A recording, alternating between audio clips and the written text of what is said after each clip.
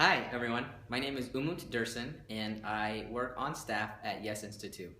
And I'm just going to share with you today the impact that gender has had on my life. I identify as male and as a man, and I was born and assigned female at birth.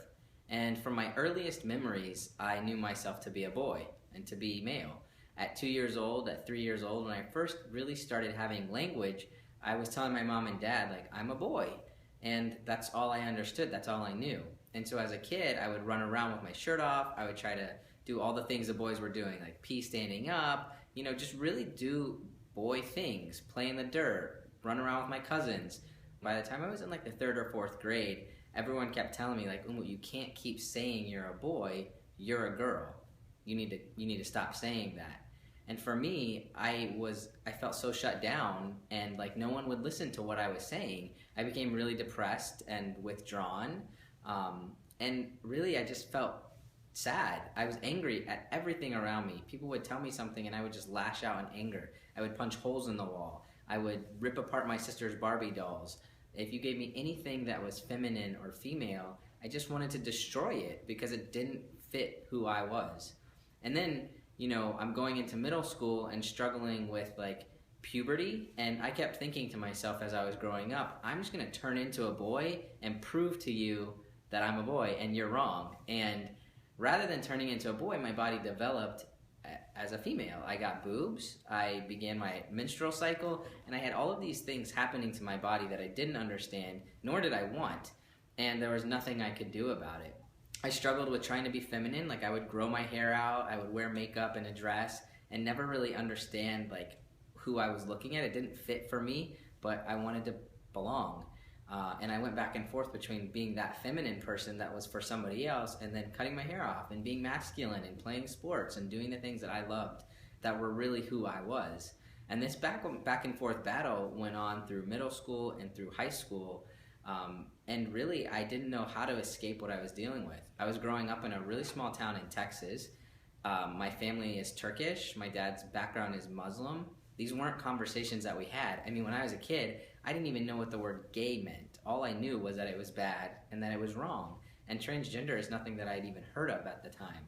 So when I turned 18, I went straight into the Marine Corps, knowing that that was at least an avenue where I could express my masculinity and not be questioned. And I was a great Marine. I got promoted to sergeant within the first couple years of me being in the service. By the time I got out, I served 4 years active duty. I was also serving during Don't Ask, Don't Tell. And so for me, trying to figure out my identity was really a struggle. I was constantly looking over my shoulder thinking, is someone going to find out that I'm attracted to women? And if so, what's the ramification going to be on my career? I loved being a Marine. It was a highlight for me of me being able to serve this country. And also tied into that, one of the other reasons I went into the Marine Corps was knowing that not only could I be very masculine, but there was a real good chance that I would put myself in a high-risk environment, and I may never have to think about what I'm dealing with because I may never come back. And for me, dealing with whatever I was trying to process was just too overwhelming for me to even try and handle. So after I got out of the Marine Corps was when I really started to really just pull apart gender for myself, my own identity. I met someone who was transgender, and it was the first time that I could really relate to myself. I finally was like, oh, this makes sense. I understand. And I remembered all the times as a kid saying to my family, like, I'm a boy, and doing the masculine things as a kid. And just all of a sudden, it was like, now I have words to understand my experience.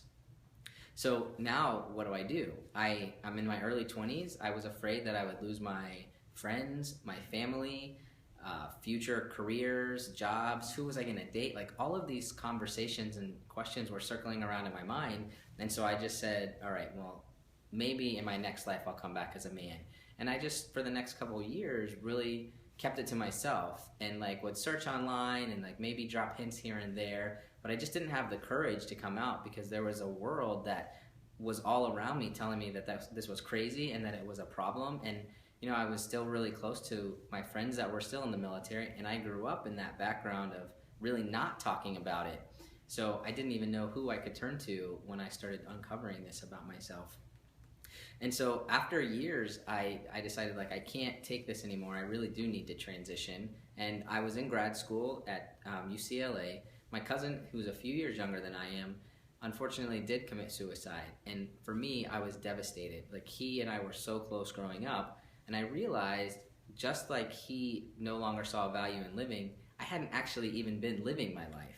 I'd been pretending to be somebody else, and it was time for me to really be me. And at that point is when I really transitioned. I went to the center on campus and I said, this is what I'm dealing with, and I need to be me.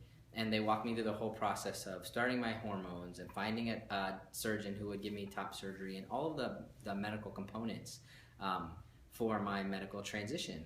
And that was the first time in my life where I could really feel like myself. I can look in the mirror and smile at the person that I'm seeing because I actually see me for the first time. So I, as a veteran, get my health care through the VA hospital, and as a disabled vet, I've always had the access to go to the hospital whenever I needed my service or my care. And for years, I didn't go to the hospital because I felt unsafe. I wasn't sure how I could talk to my doctors or what medical questions they were going to ask me, and if it would be an okay environment because of my time under Don't Ask, Don't Tell. Like I still had that mindset. So once the policies got overturned, I started to see that maybe there was an opening for me to go back and start receiving my care at the VA hospital. And now I've been able to change my medical records so that they state male. I feel very comfortable going to the hospital, and there's also still some barriers to care. For instance, if I need to go see a gynecologist because I still have my ovaries, then I have to go to a women's clinic, and I'm not a woman. So here I am, a man sitting in the women's clinic, and it's just weird for me. And I get kind of looks like, why are you here? And somebody will call me to tell me I have an appointment, and they'll think that they got the wrong person because I'm a male answering the phone at what we think of as a female doctor. So those are just some of the things that I've experienced as far as my care within the VA. And it's also been very great. Like I can get my hormones through the VA, which for me is really positive. I think one of the major barriers to care for transgender people is receiving funds for surgery. No insurance companies these days are covering, or very few insurance companies these days will cover surgical related costs to transition. And while hormones are a huge component for me being able to be me, there was also the $10,000 cost of my top surgery, which unfortunately wasn't covered. So surgical costs, it would be amazing if we could see a shift in that. So I've heard recently that the Pentagon is looking at the policy relating to transgender service members, and it would be amazing to be able to serve openly. One of the major reasons that I got out of the military and out of the Marine Corps was because I felt like I couldn't authentically be myself, even though I loved serving. So for me, ever since I've got out, I've thought about going back in. And I would love to put my uniform back on. I would love to wear my dress blues as a man and as a male and have an actual service to this country as me.